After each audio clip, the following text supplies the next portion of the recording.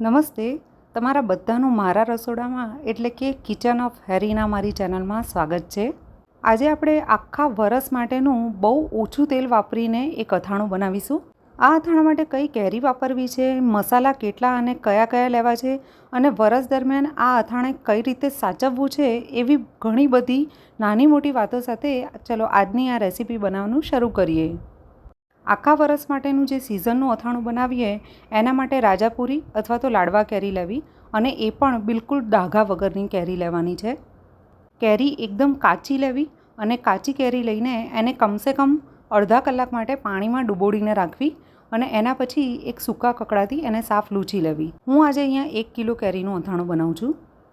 અથાણામાં જે આપણે મીઠું વાપરવાના છીએ ને, એ મીઠાને પણ 1 થી 2 મિનિટ માટે ગરમ કરી લઈશું અને ગરમ કરીને ઠંડુ કરી પછી આ મીઠું વાપરવાનું છે, એટલે અચાર બિલકુલ પણ બગડશે નહીં. અડધા કલાક પછી કેરીને પાણીમાંથી કાઢી અને એકદમ સાફ કકડાથી આને કોરી કરી દઈશું. આખા વરસના અથાણા માટે આપણે જે આ કેરી સુધારીશું એની છાલ બિલકુલ નથી કાઢવાની. આ રીતે છાલ સાથે જ એના નાના નાના પીસીસ કરીશું. મેં પહેલાં કીધું એ રીતે અથાણા માટે મેં 1 કિલો કેરી લીધી છે, પણ જ્યારે બધા મસાલા નાખીશું ને ત્યારે 1.5 કિલોથી 1.25 કિલો જેટલું અથાણું તૈયાર થશે. એટલે તમે જો બરણી લેતા હો તો કાચની બરણી લેવાની છે અને કાચની બરણી તમારે 1.5 થી 2 કિલોની લેવાની છે. હવે આપણે જે બી મસાલા લઈશું એ માપીને લઈશું. તો સૌથી પહેલાં આપણે રાઈની દાળ લઈશું. રાઈની દાળ મેં અહીંયા 100 ગ્રામ લીધી છે અને 100 ગ્રામ રાઈની દાળની સામે 30 ગ્રામ મેથીની દાળ લેવાની છે.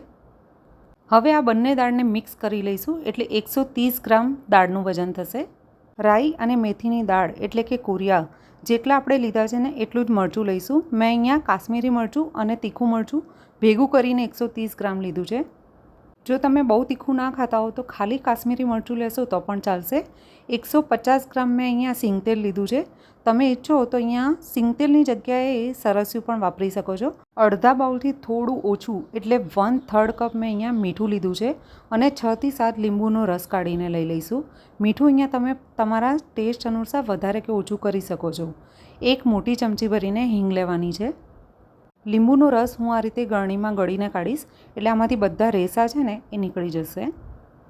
હવે મેં અથાણા માટે જે સિંગતેલ લીધું છે ને એ સિંગતેલને થોડું ગરમ કરી લઈશ.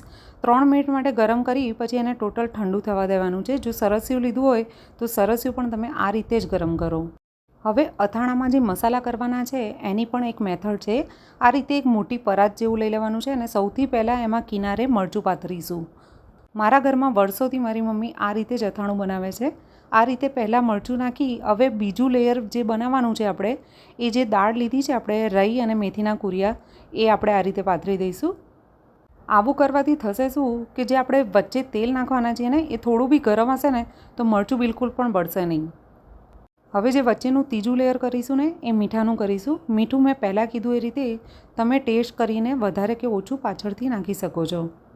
હવે વચ્ચે હિંગ નાખી અને જે તેલ ગરમ કર્યું છે એ નાખી દઈશું. જો તમને લાગે કે તેલ વધારે ગરમ છે તો મસાલો પહેલાં 4 મિનિટ માટે આ રીતે રહેવા દો અને એના પછી 4 મિનિટ પછી એને હલાવીને મિક્સ કરો. આવું કરવાથી મરચું બિલકુલ પણ બળશે નહીં. જો તમને મારી રેસીપીઓ ગમતી હોય ને તો ચેનલને સબસ્ક્રાઈબ કરવાનું ના ભૂલતા અને જોડે ઘંટડી બી દબાવજો, તો જ્યારે હું નવી રેસીપી નાખીશ ને તો એની નોટિફિકેશન તમને તરત મળી જશે. હવે કાપેલી કેરીમાં થોડો થોડો અથાણાનો મસાલો નાખતા જઈશું અને મિક્સ કરતા જઈશું. આ અથાણામાં આપણે તેલ બહુ જ ઓછું નાખ્યું છે અને પાછું આપણે એને કેરીના કાચાને તડકે બી નથી સૂકવ્યું, એટલે આ કેરીના અથાણાને તમારે કમ્પલસરી ફ્રીઝમાં સ્ટોર કરીને રાખવું પડશે. વર્ષોથી મારા ઘરમાં હું આ રીતે 1 કિલોનો અથાણું બનાવું છું, પણ આ અથાણું વરસના અંતે પણ આવું ને આવું જ રહે છે. લીંબુનો રસ પણ અંદર નાખ્યો છે, એને પણ મિક્સ કરી દઈશું. આ રીતે બનાવેલું અને ફ્રીઝમાં સ્ટોર કરેલું અથાણું વરસ સુધી એવું ને એવું રહે છે અને એનો ટેસ્ટ પણ ચેન્જ નથી થતો.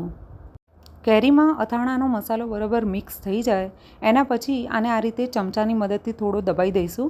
દબાઈ અને આના ઉપર એક ઢાંકણ ઢાંકી દેવાનું છે અને 24 કલાક માટે આવી જ રીતે કોઈ કાચના કે પ્લાસ્ટિકના વાસણમાં આને ઢાંકીને રાખીશું. 2-2 કલાકે આને હલાવતા રહીશું. આજે જે મેં અથાણાની રેસીપી તમારી જોડે શેર કરી છે ને, આ જ મેથડથી મેં 1 વર્ષ પહેલાં જે અથાણું બનાવ્યું હતું એ અથાણું હું તમને બતાવી રહી છું. જો બિલકુલ એવું ને એવું જ રહ્યું છે ને, તમે જોઈ શકતા હશો કે કલર પણ બિલકુલ નથી બદલાયો.